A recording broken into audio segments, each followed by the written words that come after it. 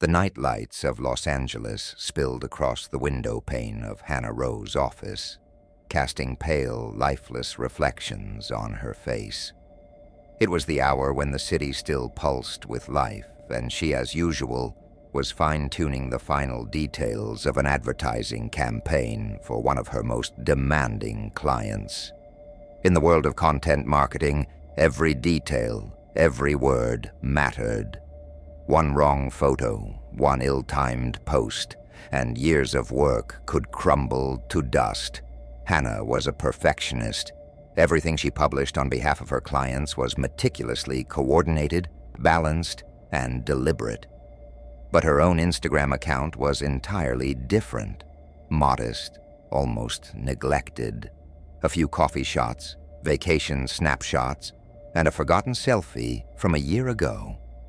In a world ruled by algorithms and reach, her personal life was nearly invisible, and that was exactly how she liked it.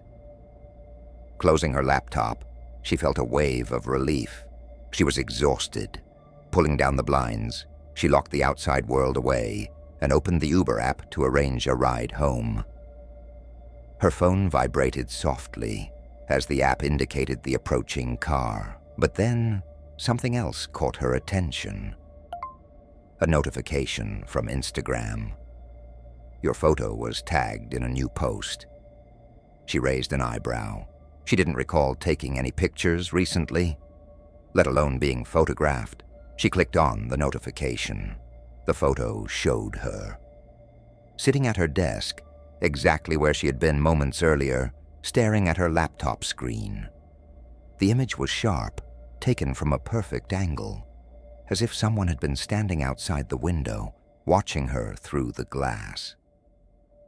She blinked. Someone must have made a mistake. The photo might look similar, but it couldn't be her. Turning her phone in her hand, she glanced at the blinds she had just drawn. Who could have taken it, and how? The next day, she chalked it all up to coincidence. The photo quickly disappeared from her tags, as if it had never been there. None of her Instagram friends mentioned it, and Hannah began to suspect it was just a glitch in the app. Technology could be unpredictable, and people posted countless random things online. Even so, that night she couldn't sleep. For a moment, she had the unsettling feeling that someone was standing outside her apartment window. She drew the curtains tightly, but the unease didn't fade. The following morning brought another surprise. Her phone vibrated again, this time with a message from a colleague at work. It was a quick note. "Hey, I saw your post on Instagram. It looks weird. Everything okay?" Post. Hannah immediately opened the app. On her profile was a photo that should never have been there. It was her, sleeping, in pajamas, on her living room couch. The shot was taken from above, as if someone had used her phone's camera to capture the moment she had fallen asleep the previous night. The photo had only a handful of likes before she deleted it, but that was enough to make her feel exposed, vulnerable, like she was standing naked in a crowd. Searching through the phone yielded no results. Hannah installed every possible antivirus app, cleared the cache, and changed all her passwords. Her colleague, who worked in data security, advised her to format the device. She did that too. But the thought lingered in her mind. Someone must have accessed her phone in a way she couldn't understand. Focusing at work was difficult. Every notification made her jump in her chair. Every glance at her phone brought a wave of anxiety. But when she returned home that evening, another shock awaited her. Another post. This photo was even more unsettling. A shot taken at night, showing her in the kitchen as she poured herself a glass of water. She started trembling. The image was so clear she could see a droplet of water clinging to the rim of the glass in her hand. It must have been recent, maybe last night. Hannah sank onto her couch, her breath shallow, her heart pounding. "This isn't possible," she whispered, feeling panic rise within her. Someone had to have been in her house. Someone must have installed something on her phone. She leaped off the couch and started searching everywhere, behind picture frames, inside flower pots, under the table, for a small, hidden device. Finally, she removed her phone case, inspecting it to see if someone had planted a microphone. Nothing. "Call the police," a voice in her head urged. But doubt immediately followed. What would she tell them? The photos? They might think it was a prank, or even that she had posted them herself. Taking a deep breath, she picked up her phone to call Sarah. The first ring. Suddenly, her phone screen went black. It didn't power off entirely. The display simply transitioned to a blank, black screen.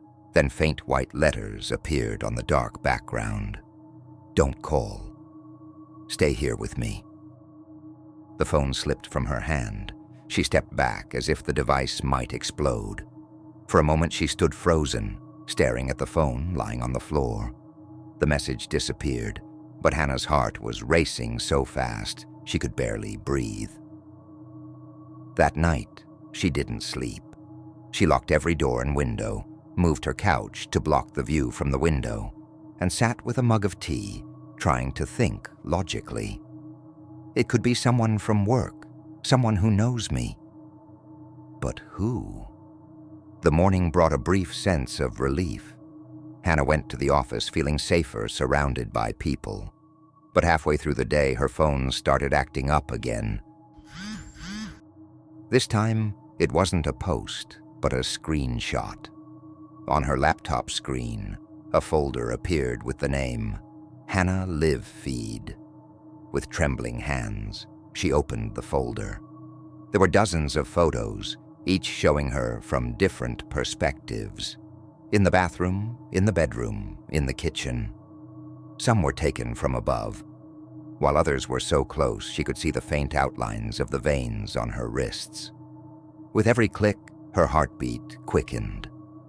At the end of the list, she saw a video file. She clicked on it. The footage was of her, but not now, not at work. It was nighttime. She was asleep. The camera was positioned as if someone was holding it, filming her sleeping on the couch. But the most horrifying part came at the end of the video. The lens began to zoom in slowly until it captured her face, eyes closed, breathing steady. Then the person holding the camera whispered softly, "Soon." After watching the video, Hannah couldn't take it anymore. She went straight to the police station and explained the entire situation. A middle-aged officer, who looked bored, took her statement and then gave her a skeptical look. "I understand this is unsettling, but do you have any evidence that someone was actually in your home?" he asked in a monotonous tone. "But the photos," she began, only for him to interrupt. "Photos can be faked. Someone could have hacked your phone, but based on what you've said, we don't have proof of a physical intrusion." They took her phone for examination and sent her home with a promise to follow up. However, that evening, something in her apartment felt different.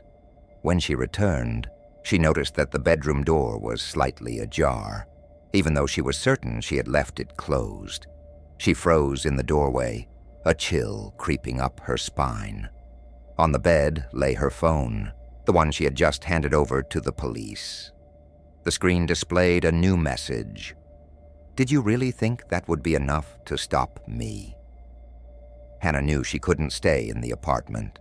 She packed hurriedly and went to stay with her coworker, Liz, who immediately sensed that something was seriously wrong. Liz suggested they go back to the police together, but Hannah hesitated. The stalker was too skilled, too precise. Over the next few days, Hannah tried to maintain a semblance of normalcy, but she constantly felt like she was being watched. Liz noticed her withdrawing, avoiding conversations, refusing to look at her phone, even hesitating to step outside. Things took an even darker turn when Liz started receiving messages on her own phone. The first one was simple. "You can't hide her from me." Hannah hadn't slept for 2 nights. Her body seemed to run solely on adrenaline, her mind locked in a state of constant vigilance.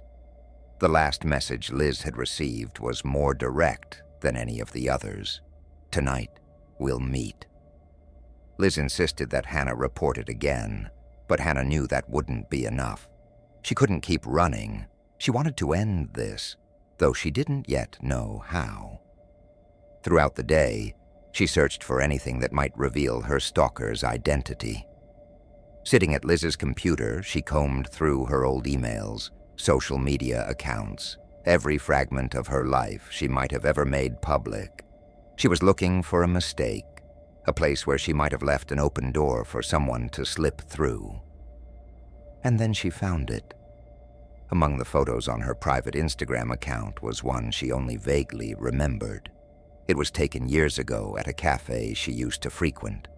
In the background, behind her, sat a man, motionless, staring straight into the camera. His face looked eerily familiar.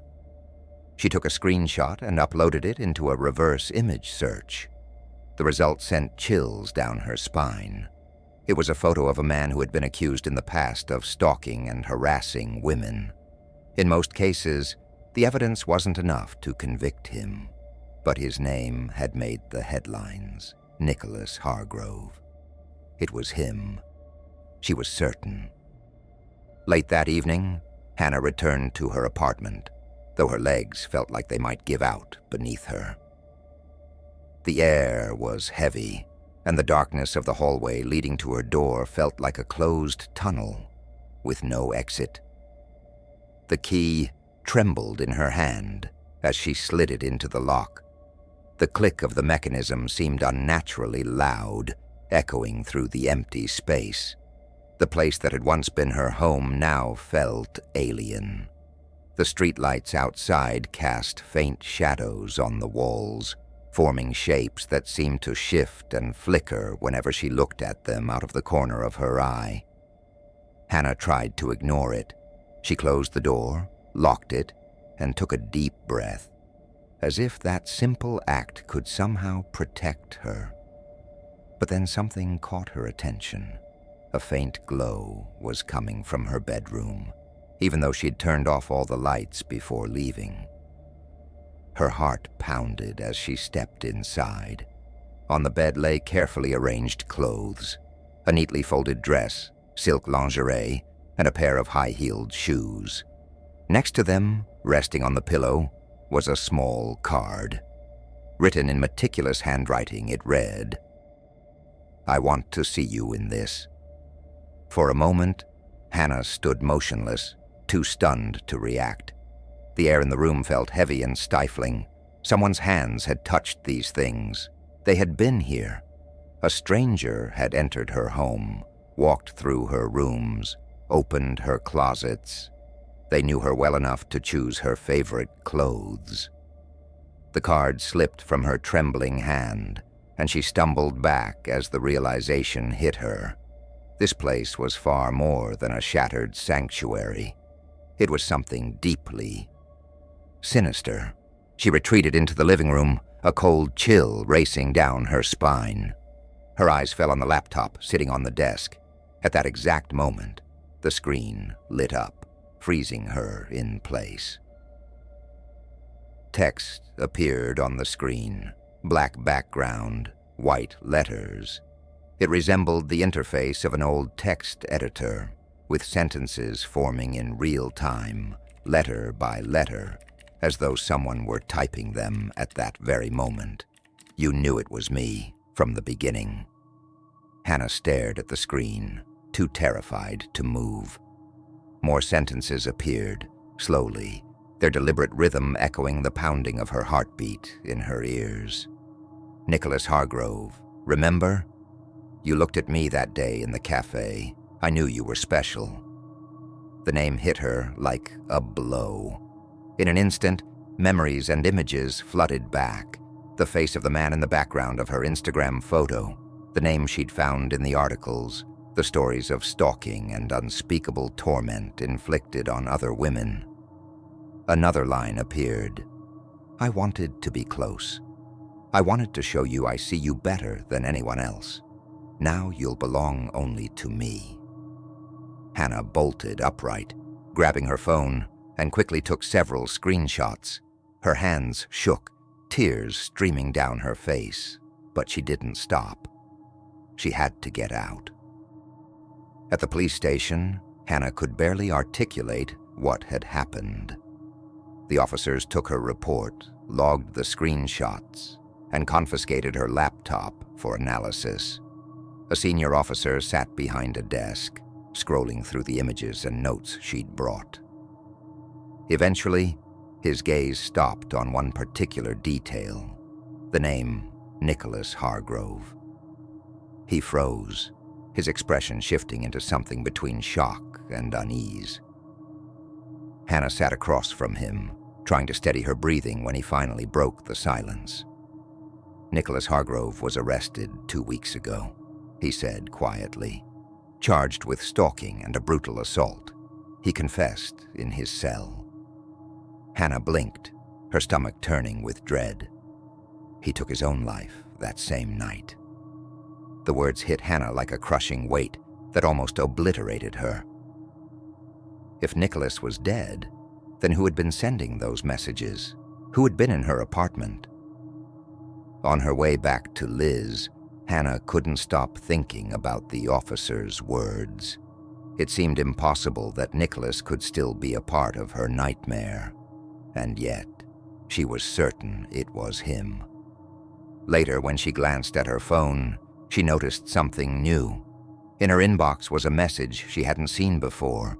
It contained no text, just a single word in the subject line.